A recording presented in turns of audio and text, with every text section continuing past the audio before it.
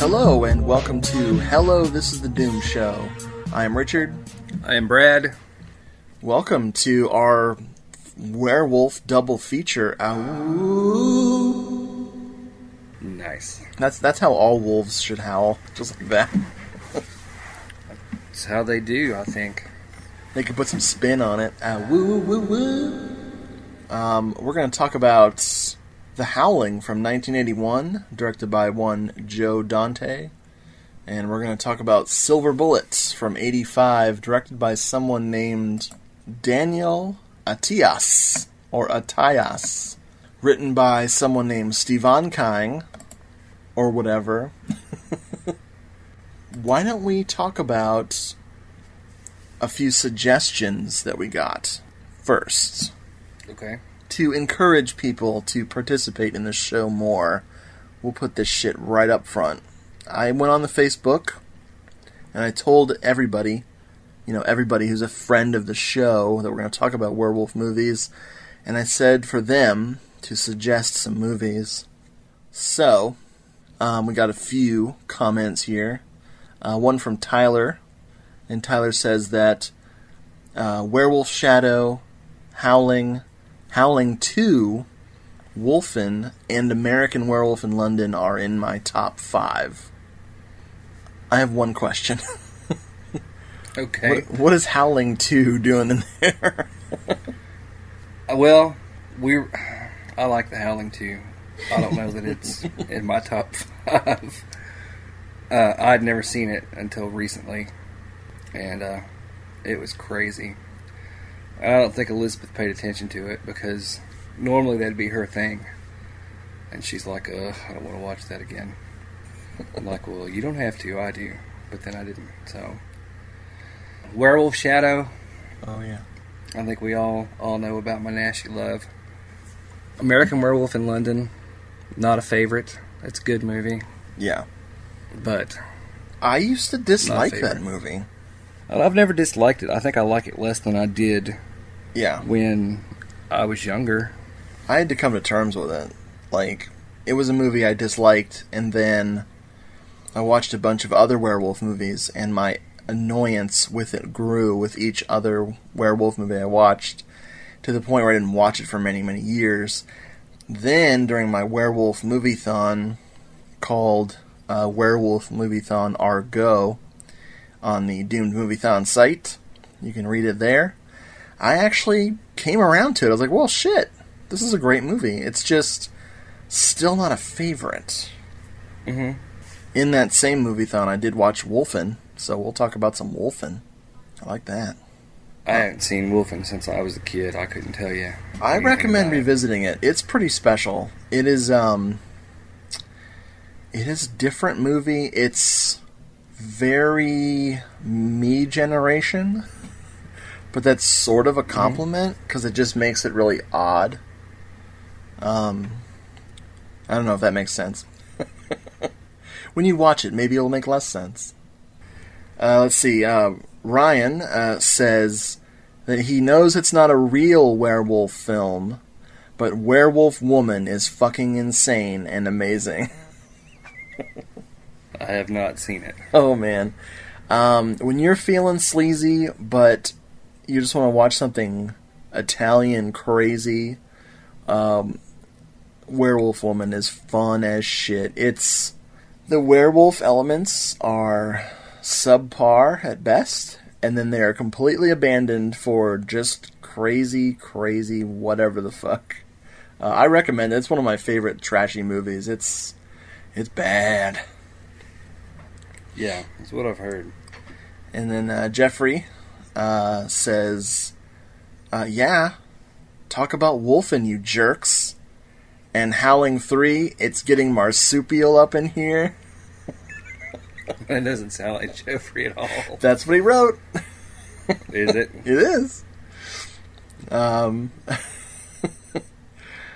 We talked about Wolfen. I have tried to watch the Howling sequels beyond Part 2, and it's never worked.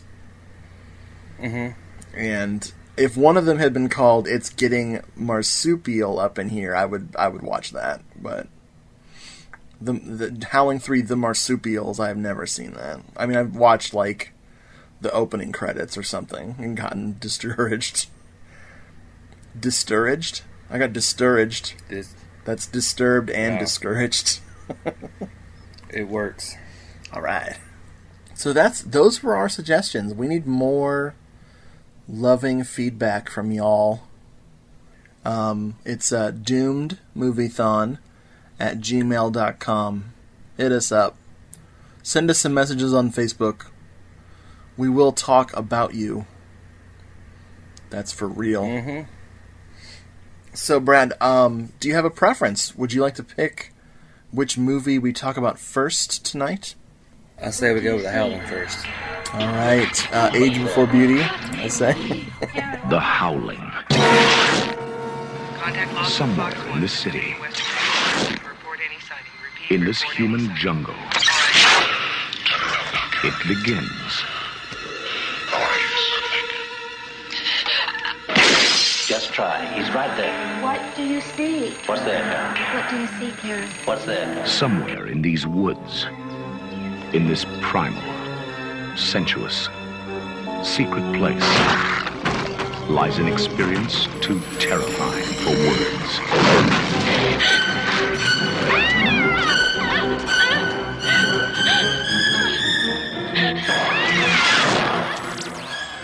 And now, all anyone can do is watch and wait. Tonight I'm going to show you something. Make you believe.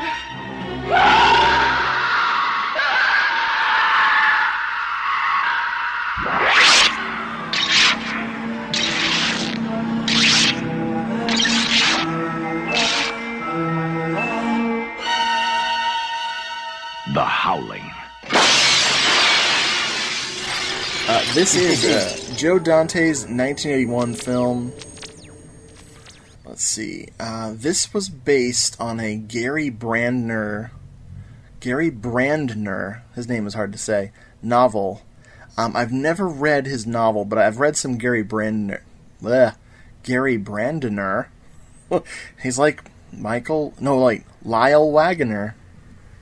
But he's Gary Brandner. I've read some of his books. I've never read The Howling, though. I think I should fix that. I have a funny thing to read that he wrote. I will refer to that later in the show, probably before we wrap up this discussion. Anyway, let's see. Looks for a plot here. Television newswoman Karen White takes some much-needed time off after a traumatic incident with a serial killer. Hoping to conquer her inner demons, she heads for the colony, a secluded retreat where the creepy residents are a little too eager to make her feel at home. Also, there seems to be a bizarre connection between Eddie Quist, who they have just mentioned for the first time just now, and this supposedly safe haven.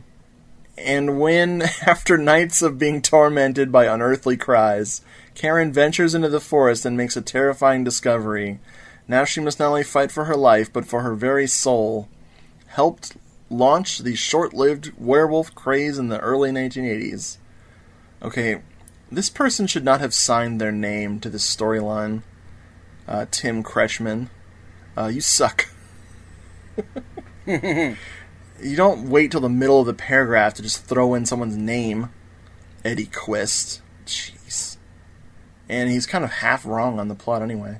Durr. Yeah, first of all, Eddie Quist is in fact a serial killer.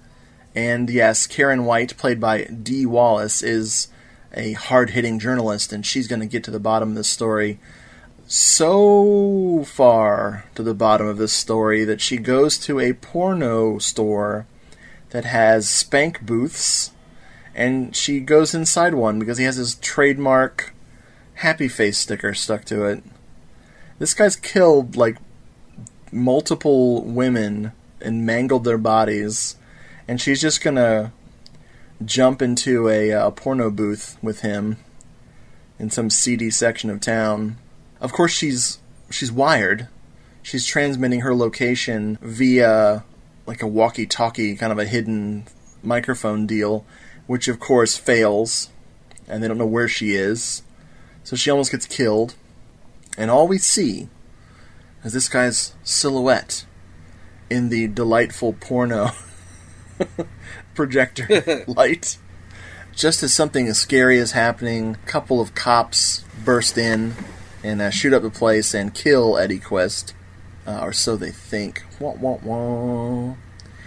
And she's a wreck. She's a total disastrous wreck, and she decides, based on the advice of the psychologist, Dr. George Wagner. Hey, that's a coincidence. I was mentioning Lyle Wagner, played by Patrick McNee. Indeed. She should go to the colony and rest up and do some therapy and shit.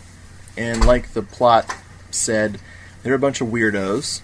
And her husband, played by Christopher Stone, her husband Bill, he takes a liking to a very special lady named Marcia Quest, played by Elizabeth Brooks. Did you just say liking? She takes a liking. Oh, dude. Pun intended. If only I was smart enough for that to have been an intended pun. This woman, who's all in leather and doesn't wear clothes under her leather, she seduces Bill and chews on him. And, of course, we find out she's a fucking werewolf. He becomes a werewolf, and then hilarity ensues. Meanwhile, her friend at the TV station named Chris, played by Dennis Dugan, and his lady friend, Terry, played by Belinda Belaski, which is an awesome name. They're trying to come to her rescue out at the colony, but shit don't go right. I think we should save this spoiler discussion, or should we just assume everyone's seen this?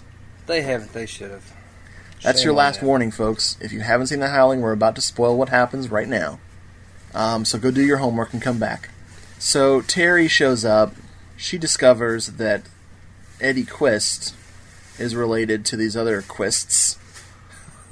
And he was living at the colony, and that's kind of disturbing. There's a known serial killer living there, and they didn't say anything about it. So she starts gathering evidence, and she gets the shit killed out of her by a werewolf. Dee Wallace, Miss Karen White, she's very, very suspicious of these people, so she decides she's going to leave. And that's when she finds her dead friend, and finds out that Eddie Quist, although full of bullet holes, of course, is still alive, because you can't kill a werewolf but with one method: fire or silver bullets. We actually have some silver bullets. Did I tell you about that? No. My mother-in-law was in the NRA, and she got some silver bullets signed by Charlton Heston. Nice. Yep, and we have them, so werewolves beware. They're not live rounds, and we don't have a gun, but we'll fuck you up. We'll shove them into your skin. Are they just regular size bullets? Because how did he sign? They're big. They're like, I don't know bullets very well. They're probably for like Magnum 44 or something. He actually, it's like his signature is etched into the side of the thing. So yeah, they're not really signed by him. You would kill a werewolf like 3 times with one shot with a Charlton Heston silver bullet. Yeah. You could also kill apes with it, I would say. Yep, that's right. You could kill people with albino afros that wear sunglasses. Mm-hmm. Vampires. Black vampires. You could kill accidental cannibals. True. Because we all know that Soylent Green is dog meat. Yep. You could kill Mexicans with it. Oh, no. They're impervious. Because he played a Mexican. Oh, that's right. Mm-hmm. Oh, poor Orson Welles. Anyway, so Dennis Dugan plays Chris. He fears the worst for his lady, Terry, and of course he's worried about Karen, so he grabs the only silver bullets in town and heads out to the colony. And he does not mess around. He blows some bitches away. It's awesome. There's a huge showdown between the werewolves, Chris and Karen. They manage to escape just barely after setting fire to a barn full of werewolves. She gets scratched, of course, on the way. And they do kill the werewolf that jumped into the backseat of their car with the silver bullets. And, of course, ironically enough, or not really, it's Bill, her husband. So we get to see his naked body again. Which, bonus. Yay! So now that she's infected with werewolf AIDS, she decides to go on national TV and let people know, hey, there be werewolves out there. She wolfs out on camera, turns into the cutest werewolf ever, which is one of those design choices which I cannot explain in this movie at all. And then Chris shoots her.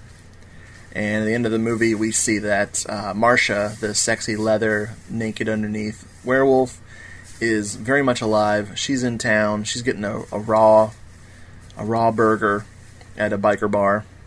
Mm-hmm. And that's the end of the movie. Which, I just...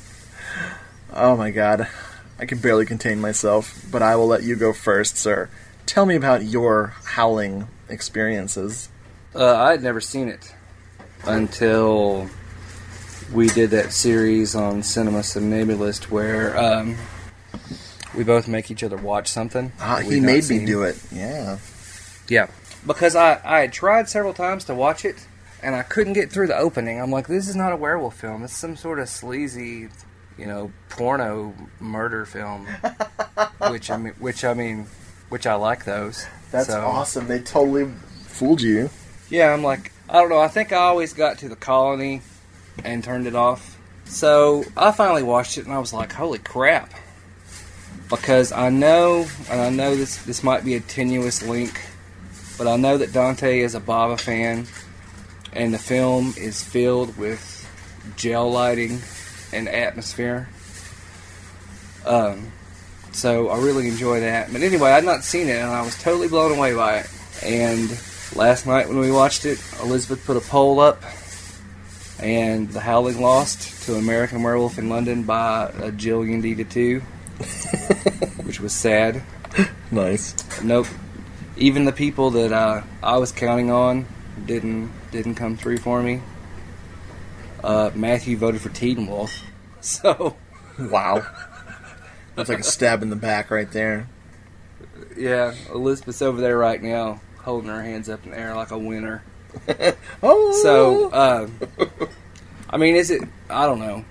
I know American Werewolf in London. I know it's got that great, and I make no bones about it. It's a great makeup transformation. It's funny, and it's a good movie. But I just think for me, The Howling beats it. And I'm really a big fan. Somewhat similar to like we've talked about Paul Naschy or even Norman J. Warren. Joe Dante was a fan of genre films, and the whole movie is filled. They're watching The Wolfman on TV. There's a picture of Lon Chaney Jr. hanging up. A lot of the people are named after directors of werewolf films, including Jack Molina, who I never did figure out who it was, but which is Paul Naschy's real name, Jacinto Molina. Right. George Wagner, Terrence Fisher, Freddie Francis. The list goes on and on. But that really appeals to me because I'm a fan of stuff. If I were to make a horror film, I'd fill it with references to people that I loved.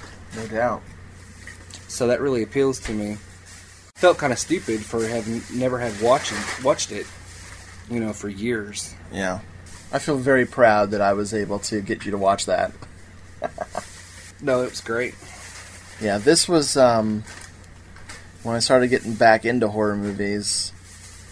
I remember being really bowled over by the style of this. Like, the whole opening with the TV studio and the static cutting in and everything. It almost starts like a found footage movie. It's so weird. And well, something that I really like about it, it reminds me of the beginning of this reminds me of the beginning of Dawn of the Dead. Oh yeah, with all the television stations reporting. Yeah. Yeah. I mean, that can't be a bad thing. No, not at all. But as far as my youth goes, I think I saw this probably early 80s on cable with my folks. I certainly didn't remember much about it when I revisited it as an adult. But yeah, the lighting is great. I love how the porno theater and the seedy grindhouse kind of stuff threw you off. That's so perfect because it did. I love the beginning of this movie. Like, it really is like I guess a misnomer. Like, it's kind of misleading. Like, you don't. I mean, and it provides a great contrast to the countryside when they finally get out to the colony and everything. Oh man! So, there's just so much great stuff going on here. Like you said, the references to everything. Everybody's in it. Roger Corman is in it. Let's talk about that for a second, because his cameo is just like another cameo in a horror film. Can you think of it off the top of your head? Yes. In Rosemary's Baby. Thank you. What's that fat chick that was in that? Mia Farrow. Yeah, that fatty old fat disgusting pig. No, I don't know what I'm talking about. Mia Farrow's using a phone, and there's a gentleman waiting to use the phone. and when she finally leaves, the person waiting for the phone was William Castle. Yes. Who I think produced the movie? He did. The deal there was he actually bought the rights to film Rosemary's Baby. Right. And they talked him out of directing it because they didn't want it to be schlocky. No. like his films. Yeah. And plus, he, from the back, he looks a lot like Ralph Bellamy in that film, and I've always thought that was really clever. Oh, that's interesting. Like it's the doctor waiting on her. Yeah. But then Corman comes in, and what does he do? He's waiting for the phone, and then immediately when she leaves, he just steps in and starts using the phone. Well, he checks the change. He checks to see if there's any change in it. Now that I didn't pick up on. Yeah, because he's notoriously cheap. Oh, that's awesome. Roger Corman making fun of himself. I guess it's a little inside baseball, but stuff like that. Yeah. It just makes you like the film even more. In fact, I'll tell you how much I liked it. I had not seen it till, what was it, last year or the year before when we did that? I think like 2 years ago at the most. But I told Elizabeth, I said, Scream Factory has got a Blu-ray of The Howling. And I said, anytime you feel like buying me something, just buy me that. Because I would love to have The Howling on Blu-ray. Yeah. And lo and behold, one day, here comes the knock on the door. It's the UPS man. And had The Howling on Blu-ray. I was so excited. We watched it twice now, because I watched it when I got it. And then was happy to watch it again for the show. Excellent. Yeah, I haven't seen it yet. I'm still getting over the DVD. The pan and scan VHS from my youth was not cutting the mustard, man. No. The other, let's see, what's Dick Miller has a part. Dick Miller's in everything. Forrest J. Ackerman has a cameo. Mm-hmm. There's probably some others I'm missing, I'm sure, or that I just saw. What else is in the... You pointed out... I'm sorry, go ahead, I can't... No, you were heading there. Okay.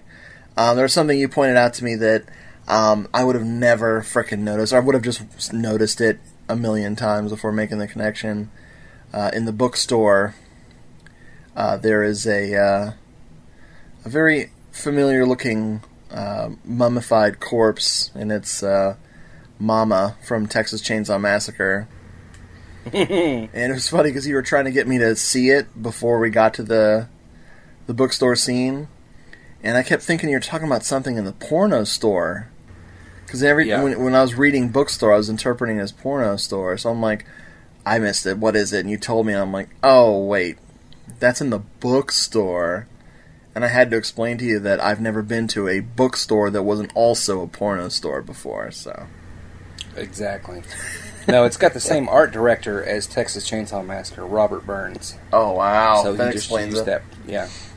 You just used that prop. That explains the scene with Terry. Who is this Belinda Belaski chick anyway? She's cute. That's who she is. Oh, she's gorgeous. Yeah, she was in... Mm-hmm. Let's see. Well, she was in Gremlins, which, you know, Gremlins. She's in Piranha. Yes, she was. I like Piranha. I do too. Oh, wow. Food of the Gods.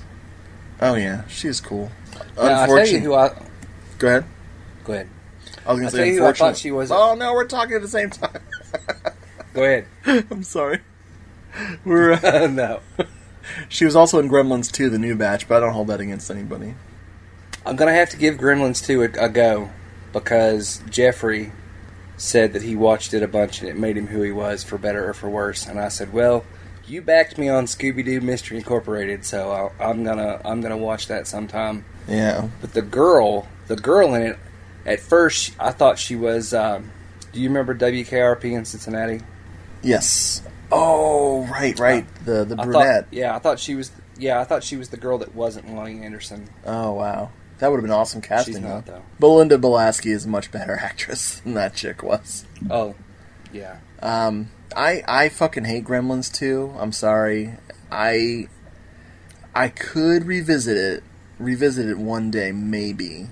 But I've seen it 3 times, as a kid. And each time I just grew more and more bored and angry because it wasn't scary or... I mean, it's fun. But when have I ever been fun in my life? Never. I can't think of... Nope. And Gremlins I want to revisit, but I don't want to look at Gizmo anymore. Like, I don't like Gizmo. He pisses me off. Sorry. Does he? He does. I can't... I mean, Gremlins has some of the most eerie, haunting moments in it. And it's a crazy, fun, dark comedy horror movie. But I don't want to look at Gizmo and hear his cute, stupid voice. It makes me fucking angry just thinking about it. Sorry. Anyway. Tell us how you really feel. So, yeah. Something about Howling. I will be revisiting The Howling over and over and over again. As far as... I find this more fun and entertaining to me than American Werewolf in London. Like, I appreciate American Werewolf in London, but I'm not, like, bouncing in my seat excited for the next moment. Because, like, The Howling has me... I'm always excited for the next thing that's coming. Like, I love it. Like, every part of this movie... I just want to skip to the next part because I'm so excited, And not very many horror movies do that for me. I mean, there's a few. No, let me rephrase that. That didn't come out right. Let me cut that part out. There's just something magical and fun about this movie. And American Werewolf in London will always be good, but I don't feel anything for it. Like, this movie is like... This is a heartwarming horror movie for me. It makes me feel good inside. Oh, and the cute werewolf. I guess D. Wallace really was Joe Dante's favorite, because they were like, hey, don't make her an ugly werewolf. Don't make her transform all nasty and bubbly like everybody else. Make her the cute one. Make her look like an Ewok or a Muppet or something. Right. Which I can't explain that away. I mean, I like it because it's fucking weird, but... Who did the effects on this? Was this Botine? It was Botine. Actually, Rick Baker started the effects and then went on to do okay. American Werewolf and left Botine in charge. Yeah, and I mean, obviously the makeup effects aren't as good as, if Rick Baker had stayed on. But I really like the effects in this. They're cool. They're grotesque and disgusting, so I like them. It looks like we have a new hero of our show here. Did you see who the composer was? Pino Donaggio. That son of a bitch. I used to not like him. He's everywhere. I don't know what my problem was. I don't know. I think maybe because I used to have a non-love affair with Brian De Palma, but now I'm a Brian De Palma fan, so I guess Pino Donaggio, he comes with the package. Right. Do you have anything else you wanted to say about this movie, dude? Two things. One, the guy that played Eddie Quist, Robert Picardo, he wound up being the hologram emergency medical technician on Star Trek Voyager. Oh my god, I gotta tell Lietta that. That's awesome. She's a Voyager fan, I think. Two, we had our friend Heather over to watch this, and because I've instituted something we're calling Werewolf Wednesdays. Mm. And we're showing her all these movies, but she's like, I've never seen many werewolf movies. And being a fan of alliteration, I said, let's do Werewolf Wednesdays. No, I know what it was. We've got the werewolf versus the vampire woman, which is Werewolf Shadow poster hanging up. And she commented how that looked like fun. Anyway, right. She commented, and it's interesting to get it from a person that's not watched a billion horror films like we have. She said, boy, she's like, this transformation scene is really good, but it seems like it takes a long time. Couldn't she run away? I'm like, well, that's what the whole deal is that you watch them transform. You know, it's an effects piece. You know, yes, it does take them a while. It does in American Werewolf in London, except he's by himself. So you don't have that idea of why isn't she running, you know, but I thought that was kind of funny. I'm like, yeah. But Heather also, we watch slasher films, and she's like, She's like, here's what I do. She's like, I'll never be killed in a horror film. And I'm like, yes. But if the girl did what you said, we wouldn't have a film to watch. So. Yep, I say it all the time. Yeah. I love The Howling. I'm looking for a passage in this book that Gary Brandner talked about Howling. Okay, here we go. I'm going to read Gary Brandner talking about seeing The Howling in theaters. I did see my name on the screen. Single title card. Same size and screen time as the director and screenwriter. Just as spelled out in the contract. For many minutes I was afraid that was going to be the only thing I would recognize. Whereas my book opened with the rape of a young suburban wife, the movie jumped off with a female television reporter going into a porno bookstore to trap a psycho killer. That season, 4 out of 5 female leads were television reporters. A couple of the character names were mine, but not much else. It took a while for me to see that my basic storyline, a troubled woman menaced by a village of werewolves, remained. I was at least gratified that a sex scene by firelight between a male and a female werewolf was transferred nearly intact from page to screen. My feelings were mixed when the lights went up. The basic story and the lead characters were mine, but there were long stretches of the movie where I recognized nothing. I admit, however, that when the audience of the theater owners applauded with enthusiasm, I did not hesitate to accept congratulations.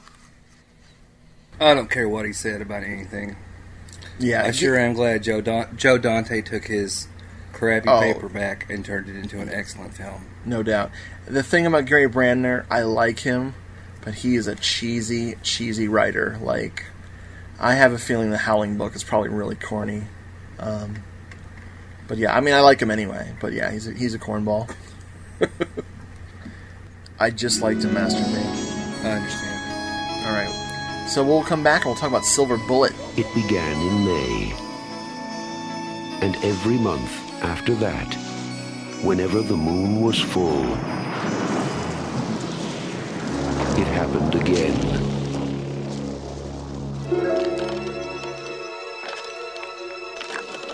And again. What was that? It's over there. Don't point that at me. Nobody knew who or what was responsible. Come on. They only knew it had to be stopped. Now, from the master of mystery and suspense, Stephen King's Silver Bullet.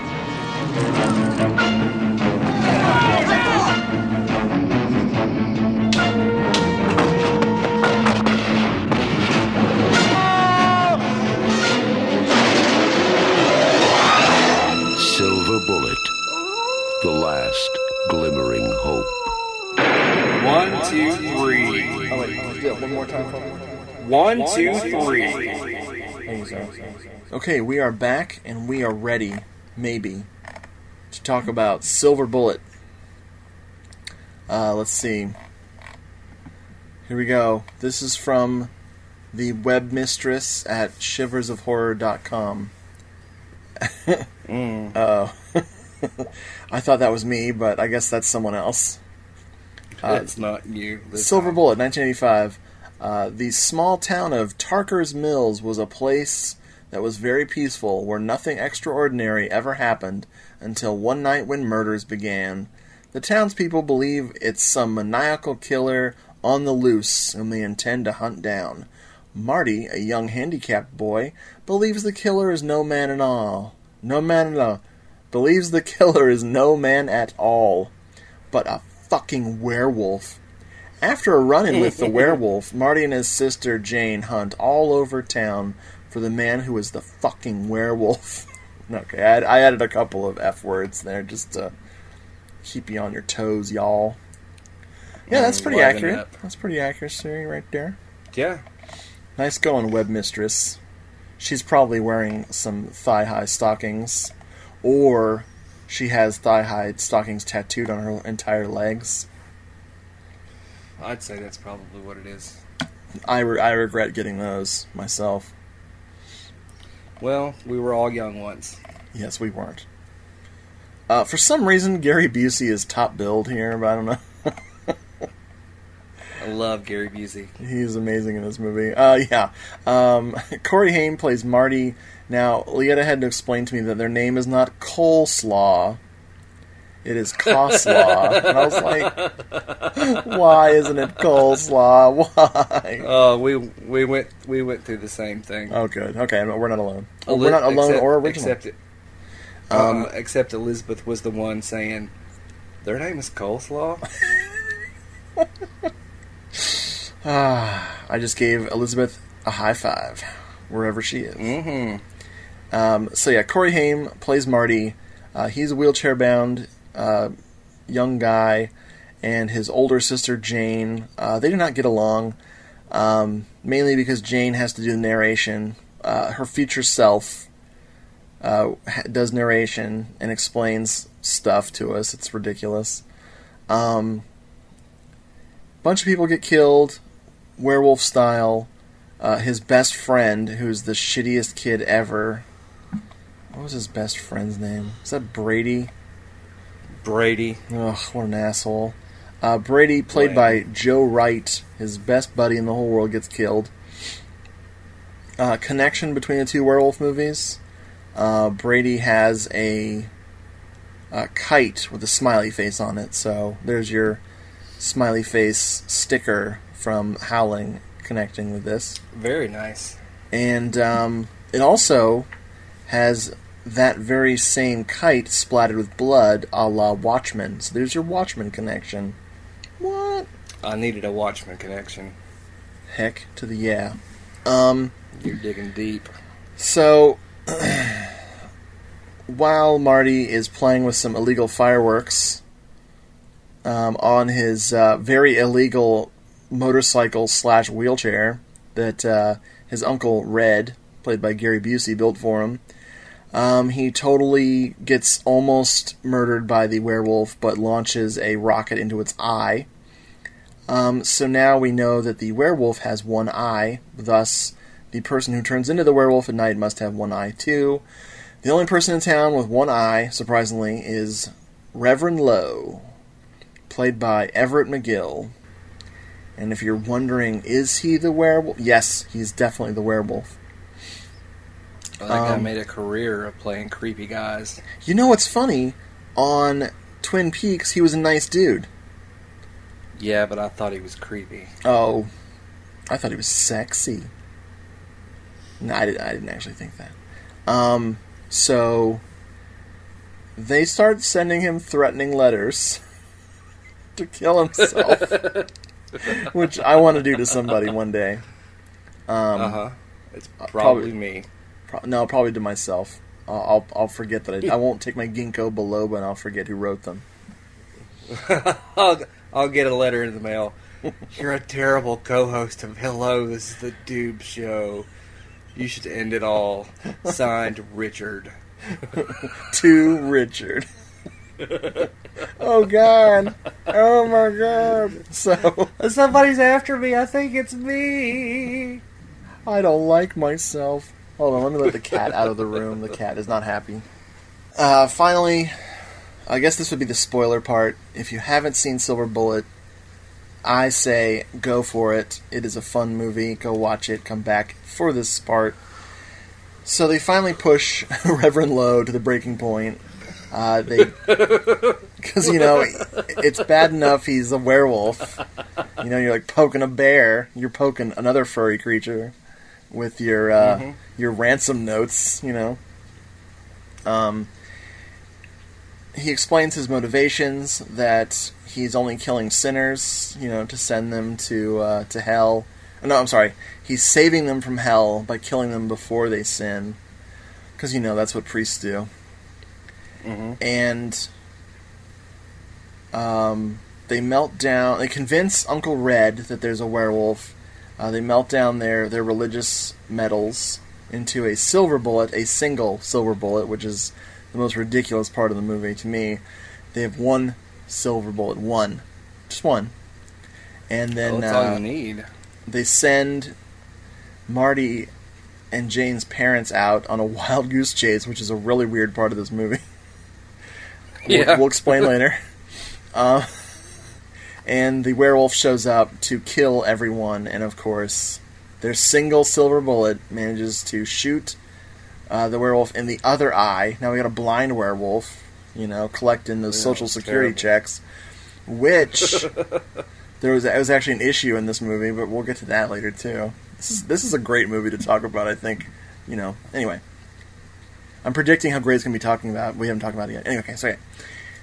Fucking werewolf is dead. Narration says, whoop-de-doo, I love my brother. The end. Right. Alright. Oh my gosh. This is a fun movie. Brad? It is a fun movie. Tell me all about Silver Bullet and what you like about it. Okay, this is one I saw as a kid. It wasn't a childhood favorite, but I did enjoy it as a kid. Watched it probably, I don't know, maybe 3 years ago. Elizabeth remembered none of it. Right. None of it. The scene that always stuck in my mind was where he shot the werewolf with the rocket in the eye, and then when he was in the covered bridge, those two moments really always stood out. Oh yeah. In my mind. When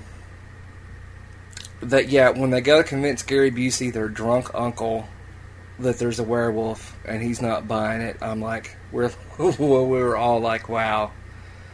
If you can't convince crazy fucking drunk Gary Busey that there's a werewolf on the rampage, then you're shit out of luck. Which is probably true. I know that he ad-libbed a lot of his lines. I know that this is a Dino De Laurentiis production, but evidently Stephen King had a lot of input into the film. Yep. Because it was his call to leave a lot of the ad-libs in. I also know that Don Coscarelli of Phantasm was the original director, and the IMDb acts like maybe he filmed some of it, or maybe it was Wikipedia. I don't know. There's no breakdown. It said he left. I don't know if he actually ended up filming any of it. Right. I could see some of his influence. Well, the scene where the townspeople go out into the fog, which is already a mistake, and the werewolf is like reaching up out of the fog and killing them. I thought that whole scene was outstanding. Oh, big time! I think that's probably, to me, the best part of the film. Oh, yeah. It works. The fog looks good. And something that I forgot to mention in The Howling, the fog in that film when they're out in the woods. Oh, you know, the mist with the light coming through it, that was really good too. So both of these films made in the 80s, they've got atmosphere to them. I have never read, maybe you have, I've never read The Cycle of the Werewolf I have. by Stephen King. That's one of the few from that era of his that I have not read. I don't know how closely it follows it, if it follows it at all. I have no idea. I can't remember. I remember reading it. It was one of the ones that was illustrated, so it was kind of half comic book. Right. Attached to a short story. Mm-hmm. Man, I have a feeling it's pretty close. I can't think of any vast differences, and I figure since he translated to screen, then yeah, probably kept it pretty close to the original. Now, let me ask you, Carlo Rambaldi did The Werewolf. What did you think about The Werewolf? Oh, boy. I think The Werewolf is okay very briefly. There's a few shots where it looks like crap. It does not look very good. It's not so terrible that it pisses me off. It's just so bad it adds to the fun of the movie. Right. It's definitely not a make or break moment, but it's like, oh boy, where did that $7 million go? Well, you contrast the ending scene where they actually kill the werewolf, where you see the werewolf really well. You contrast that scene with the scene with the reverend in church, and they're all turning into werewolves. Right. And the blood's coming out of the piano, and you're like, huh, I don't think these were done by the same team. That's a good point. That's a very good point. Because the scene where he's in the church, which is actually a dream, yeah, that was really well done. That is an really excellent moment. Yeah. When she's banging on that freaking organ and all that crazy music, man, that just sells it. Like, that fucking shit. Perfect. But then at the end, when we actually are seeing the werewolf, it's not that scary. And I know that Dino De Laurentiis was not happy at all with the werewolf, but Stephen King and the director said no, that we like it stays. Interesting. Now, I like Carlo Rambaldi quite a bit. I do too, and but in fact but this is, I'd say the two negative points for me on the film, and they're not that big a deal like you said. The narration doesn't bother me, but it's completely unnecessary. It's got a very Stand By Me vibe to it. Oh, boy. Which is funny because it's pre-Stand By Me, but it's still in the same world of Stephen King. Yeah. And it's what she narrates at the first, and then for a spot in the middle, and then the end. And you're like, why was there even narration? Why do we have to know that we are looking back on a story? It really doesn't make any sense. I bet there was a lot more narration. They scaled it back. Maybe there was. That's what I'm thinking. The girl is played by Megan Follows, who some of us may remember as being Anne of Green Gables. I don't know, that might have been right out of your age range, but when I was a kid, they played a lot at school. Yeah. It was a PBS, I think, deal. So I remembered her from that. And that's the only other thing I've ever seen her in. I think, basically you've got you've got Terry O'Quinn as the sheriff, who would later, a couple years later, be in The Stepfather. Oh, yeah. And then he was in Pin. Have you seen Pin? Pin? No. That's a good movie. He was later in Lost. He was in Millennium, which is funny because Bill Smetrovich is also in this film, and they would both go on to star in Millennium, which was set in the same universe as the X-Files. I think they had one crossover episode, but it starred Lance Henriksen as an FBI profiler. Yes. And I loved Millennium. I thought it was a great show. It was really dark, and it was post Seven, so it kind of pulled a lot from Seven, but it wasn't like, how Seven's responsible for a lot of the tone of that kind of thriller, and still to this day. Yeah. But it wasn't it wasn't so. It didn't seem like such a rip-off in Millennium. At least it didn't to me. But anyway, lots of good actors in it. Lawrence Tierney or Harvey. Lawrence Tierney. Yeah, I think Tierney. Tierney. He's in it. Yeah, a lot of good actors. A lot of good character actors in it. No doubt.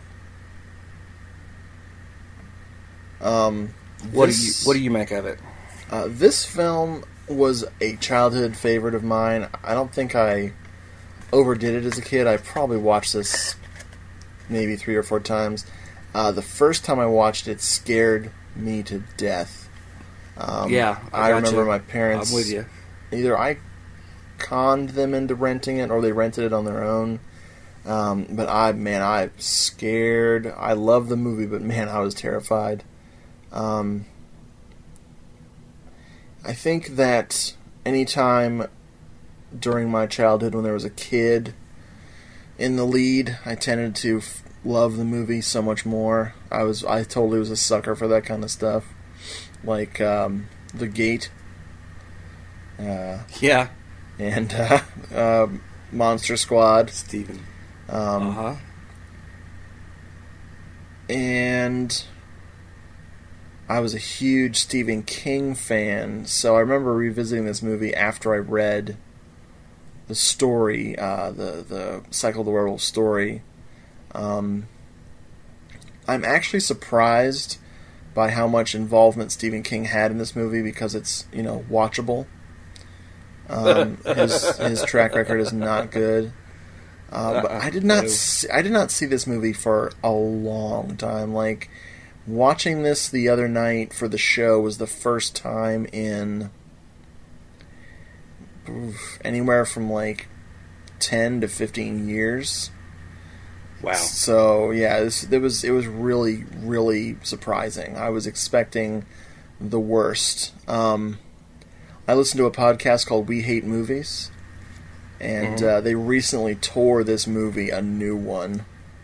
And I actually listened to that podcast, so that influenced my, oh boy, this is going to be terrible. So it's kind of their fault how much I enjoyed this film. I really like this film now. Yeah, it's I good. can easily see myself revisiting this thing again. Yeah, it's just a good time film. It's never boring. It's whenever things get slow, Gary Busey shows up. And now Gary Busey's been a mess his whole career, but this is where he could still charm you. He was still annoying, but he was still kind of endearingly annoying, Right. Well, like your Uncle Red would be, Yeah. I mean, he plays himself for the most part. Exactly.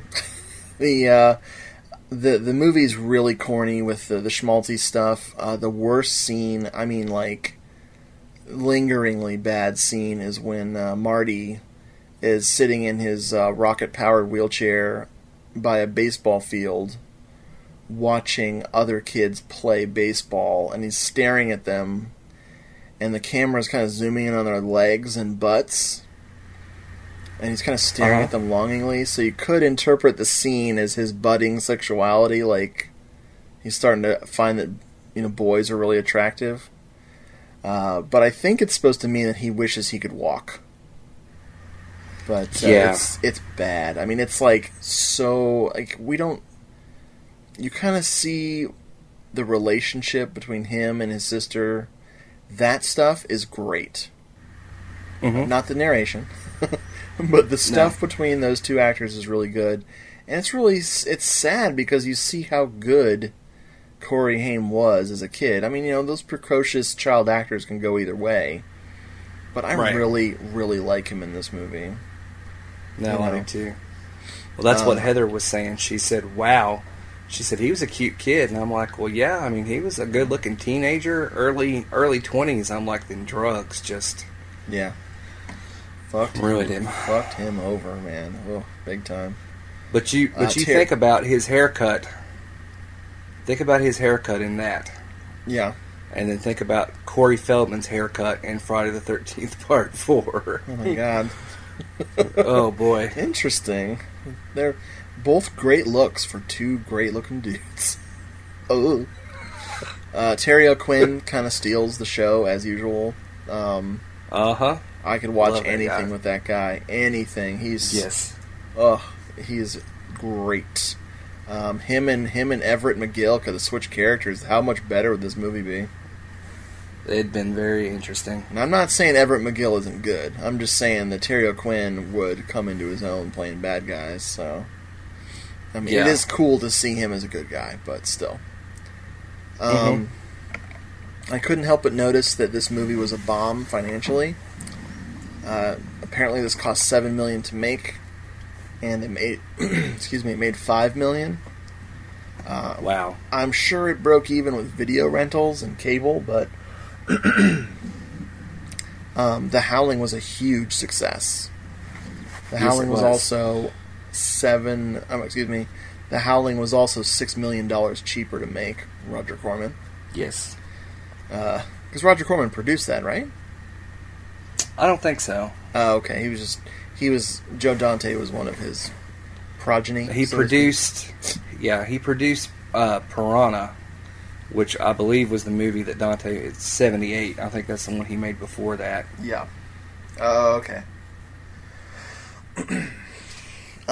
Let's see. There's some weird shit in this movie.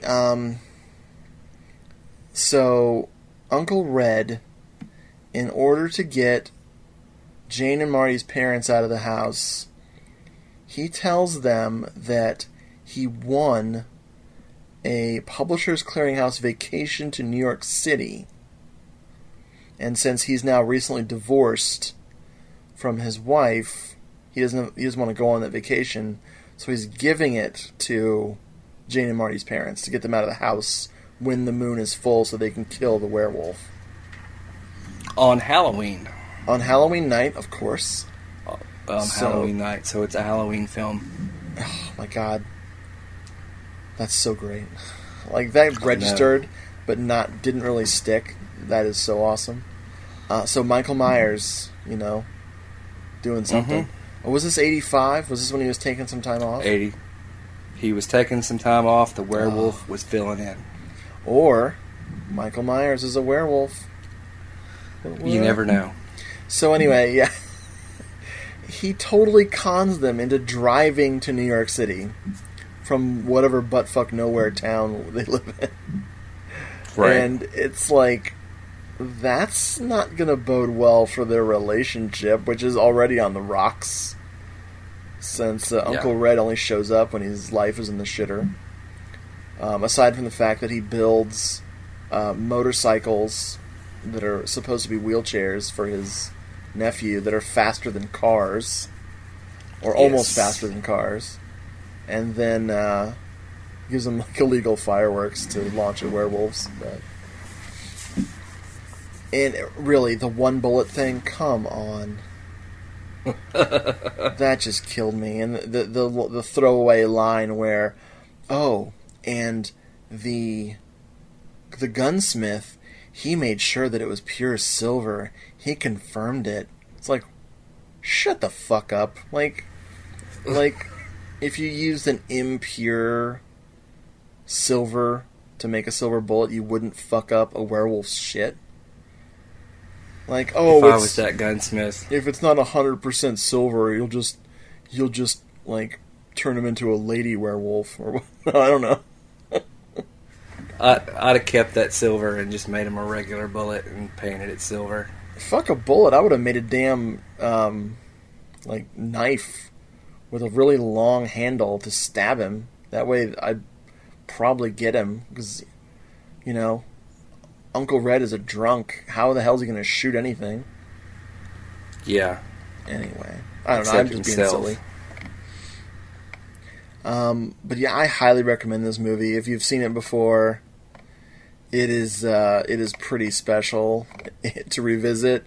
And much like the dudes on that We Hate Movies show, it is fun as shit to pick apart because I can't imagine hating this movie, but even though I love it, I can still make fun of it. So The scene with the garden shed / shack / shanty, I've always really liked. Oh yeah, that scared me when I was a kid. When the drunk dad goes out there, yeah, and the whole place is shaking, and it's scary looking anyway. And then the gore, like the blood and everything, it's shot well. Where he gets pulled underneath the floorboards, no doubt. There's definitely some good filmmaking going on in it. The music is straight up 1985. Oh yeah. Take that how you will. It's not the best part of the movie. No, but it's fun, I guess. No, I like Silver Bullet. I had not seen it until I don't know 2 or 3 years ago, since I was a kid. So I was excited to see if it held up, and I think it. I mean, it does. I mean, it's not the Howling, but it's it's fun. They try to give it that Stand By Me / Ray Bradbury kind of. We grew up in a small town, and everything was idyllic except Marty couldn't walk, but we got by anyway. And then the werewolf came to town. Yeah, Stephen King. Oh God, he bothers me. But that's all I've got to say. I was looking up the cinematographer for the movie, and it's an Italian guy. He also shot that Seagull Island that became The Secret of Seagull Island, and he shot nothing. But no, this dude was an old school Italian cinematographer from way the fuck back. He did a good job. He cut his teeth on sword and sandal movies, and nice. Old gangster movies from Italy and stuff like that. So, yeah, I think that pretty much covers Silver Bullet. I recommend the Howling / Silver Bullet double feature in that order. Because, I mean, maybe switching them around wouldn't hurt, but it was just a lot of fun all the way around, so. Yes, it was. Well, Brad, agree. Do we have a question time this week? We do. Who is the most attractive member of Wilson Phillips, in your opinion? Oh man, let me go to Wikipedia there. Let's see, because I remember their faces. I remember the women, but I don't remember. I think Ricki Lake was the hot one, right? She was a big girl? Yes. Yeah, Ricki Lake. No, wait. Okay. Wilson Phillips. I'm actually typing this in. I almost want to say the redhead, but that's only because redheads have more fun, they say. You would be right. All right. Oh, because Carney Wilson is unfortunate. Let me back away slowly from that comment. Wendy Wilson. Okay. I remember watching their videos as a kid and just being so upset. Like, why won't she be mine? Why? Right. Why won't she be... I don't know what I'm talking about. Yeah, I really didn't have a question, Tom. Oh. I got nothing. I got nothing. Oh my God. Oh man. This afternoon, I thought I need a question, Tom. I don't have one. Okay. When you asked me, I have a question. Wilson. I have a question for you. What was your first concert? My first concert. Yep. I've been to so many. My first real concert, I think, was I saw The Cure when they broke up, but they didn't. But we drove down to it. We drove down to Atlanta, and there was no opening act. It was just 3.5 hours of The Cure playing oh my God, every song I wanted to hear. Nice. And they had a neat Tim Burton style kind of backdrop, it was like a roller coaster track behind them that was all. It was made out of wood, and it was all creaky looking, and weird. No, it was great. I don't even like The Cure, and that impresses me. Like, that's awesome. Yeah, it was a lot. Yeah, because they were breaking up, which I guess they did, but they made another album like 5 years, 6 years later. Of course. Something like that. But, no, it was a great show. That you say it's your first real concert. Mm-hmm. Okay. Yeah. Like, so anything else would be like a band happened to be playing at something. Yeah, there was a band, Carl knew them, and we went and saw them. I want to say they were the Friendlies. That was their name. Yeah. They were local. Mm-hmm. Let's see. I saw Death Cab for Cutie. Nice. But that was later. That was much later. I've not been to very many shows. In fact, that's almost the extent of it. Wow. Living in Bowling Green, I can imagine. And yeah. then, like, we had Darius Rucker, the lead singer from Hootie and the Blowfish, was here, and he's reinvented himself as a country artist. Yes, he has. And like that was so hot across town. People were talking about it, and of course, we called it Hootie Sans Blowfish. Nice. And I wouldn't see them. I mean, I wouldn't walk across the street. Not because I'm sure he's a great guy, and there are people that like Hootie and the Blowfish and country. It's just not my thing at all. They're fools. Yeah, I mean, not it's just to alienate not my thing anybody, at all, but yeah, nobody really, nobody that I would like comes anywhere near here. You have to go to Nashville. Elizabeth saw the Shins, but I didn't go. This was before we had dated, then we weren't dating. But she did buy me a T-shirt while she was there. Yeah. Yeah, I've not seen a lot really. If The Cure is your first concert, then you're a lucky son of a bitch. Oh man, it was awesome. I gotta tell you, they like played. It was just them playing for like 3.5 hours. No opening band, because it was their farewell tour. Because they're like, this is it, we're done. Yeah, right. And because they had put out a pretty subpar album as far as I was concerned. That sold, but not like the one before it had. So, and I bought a couple of the albums they put out since then, but it's not any account really. But no, classic Cure from when they started up till '92. I'm a big Cure fan. Yeah, you and future Hello Doomed Show co-host or guest co-host Nafa, my friend. He is a huge Cure fan, huge from way back. So, well, I think the thing that a lot of people, I know but a lot of people think, oh, the Cure, they're doom and gloom, aren't they? No. Yes, they've got songs like that, but they've also got some ridiculously happy, delirious songs. Yeah. So I think they get lumped in that goth scene. I was really impressed with their like really early new wavy punk stuff. Like that shit. Yeah. I didn't know about that at all. They're like really the early '80s, late '70s stuff.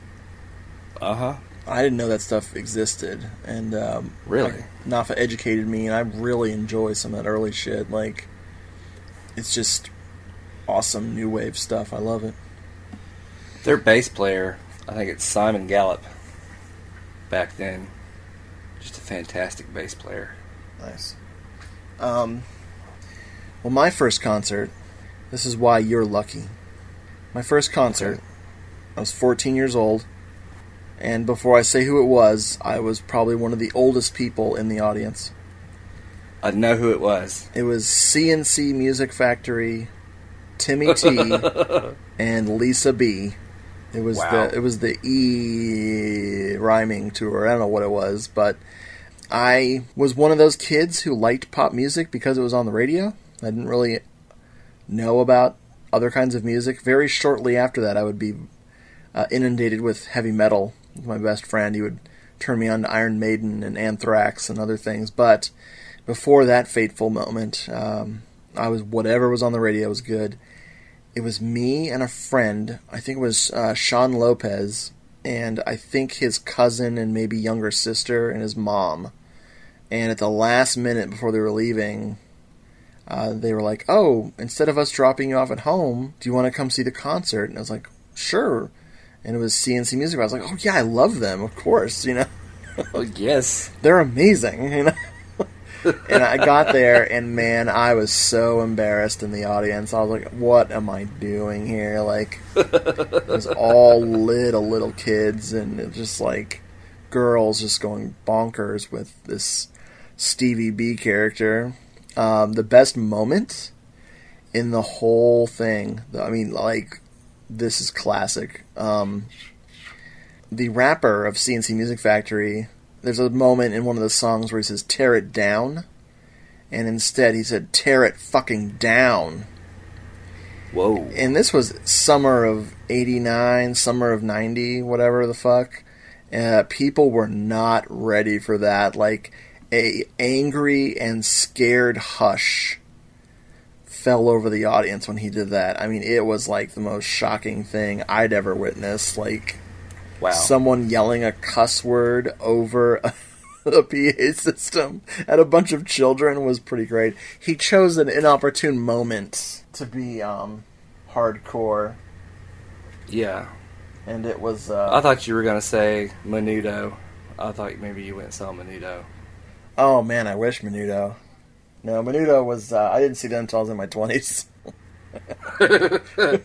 No, I'm like you. I was a top 40 kid. I've got an uncle that was into good music, and he pulled me out of all that. But no, I didn't miss Casey Kasem or Shadow Stevens top No 40. doubt. I'd make mixtapes, you know. Oh yeah, and then Carl pulled me out of a lot of that too. When I met Carl, that was when grunge was about to hit. And like the Smashing Pumpkins, and he turned me on to the Smiths, and I never looked back. My moment of clarity, musically speaking, metal was a good thing, but what really changed the game was I was living in Jupiter, Florida, and I was 16. Yeah, I was 16 years old. I had my first job at Wendy's. And my assistant manager was a skinhead who lived in my neighborhood.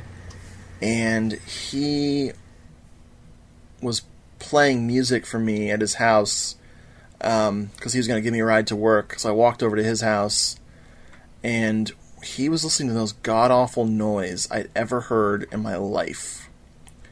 And it was a band called Fugazi. And nice. I was like, turn this garbage off. What is wrong with you? Like, this is the biggest, noisiest shit ever. Like, I thought it was garbage. And then he's like, well, here, try this. And he played a band for me called Gorilla Biscuits. And they blew my mind. Like, that was the most amazing shit I'd ever heard in my life. Like, something about the anthemic, straight-edge hardcore just went right to my brain. And in that same afternoon, between getting a ride to work at Wendy's and watching him try to skateboard and listening to Gorilla Biscuits, he also played 7 Seconds, The Crew, for me. And he made me a tape.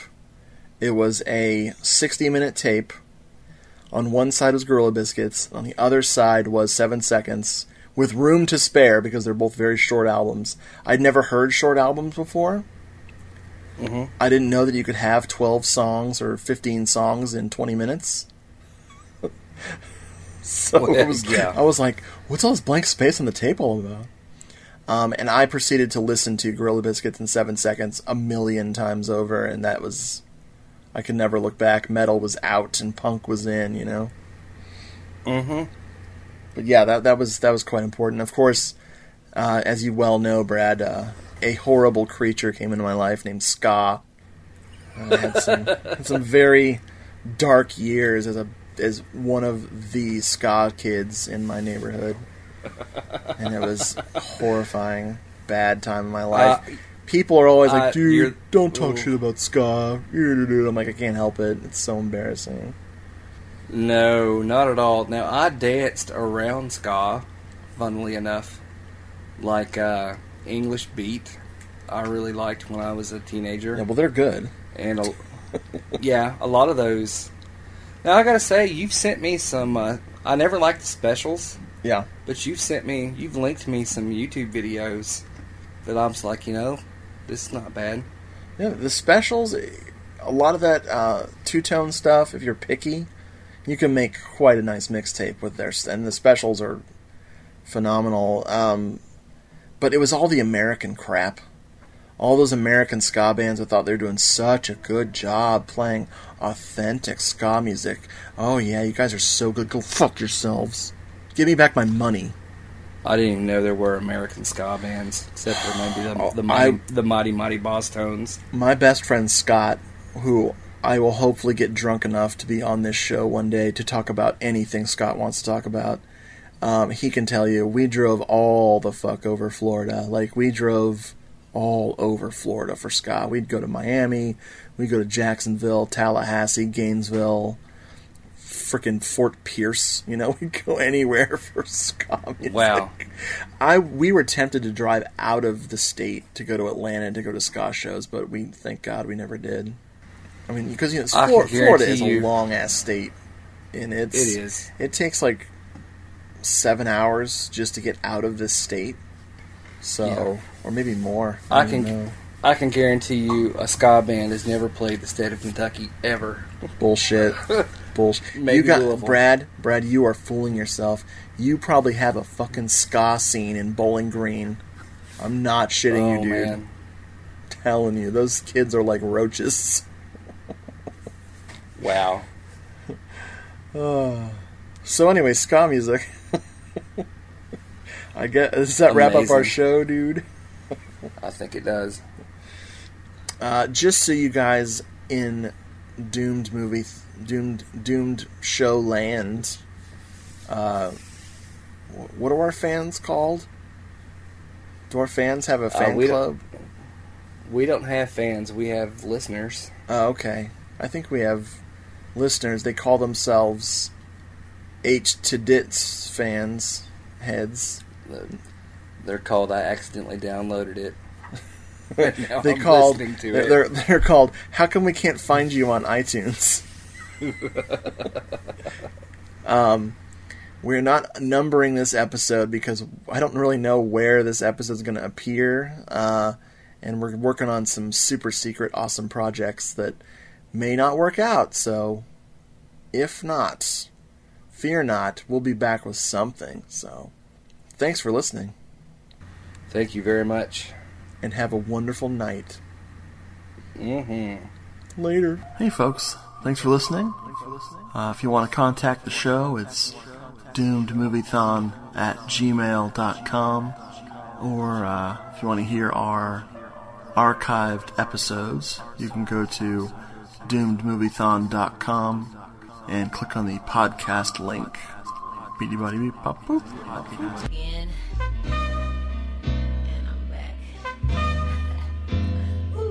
Hey there, boys and girls. This is Maverick New York filmmaker Abel Ferrara, director of such films as Driller Killer, Miss 45, Bad Lieutenant, China Girl, Deer City, and 9 Lives of the Wet Pussy.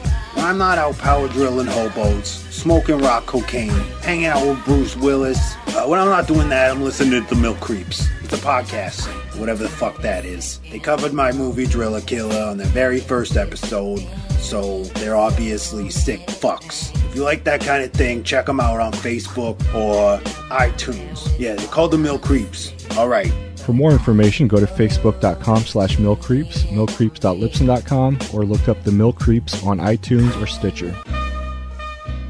Hello, my name is Rod Barnett. I'm Troy Gwynn. And we are your genial co-hosts for NashyCast, the podcast about the films of Paul Naschy. If you don't know who Paul Naschy is, you need to learn. Spanish horror icon, writer, director, actor, makeup artist.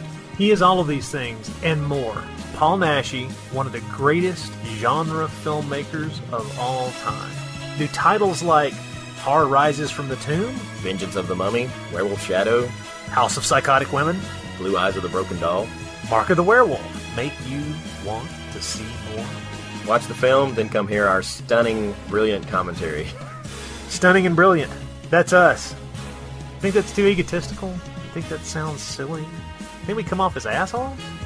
Look, if nothing else, let us tell you this. Blood, nudity, beautiful women, werewolves in turtlenecks. Nipples. Lots of nipples. Both male and female. Yeah. I don't know if anybody's going to want to listen to us after this, man. Find us at The Bloody Pit of Rod, or you can subscribe to us on iTunes. Give us a listen. And if we scare you too much, well, maybe Spanish horror is not your thing. I don't know.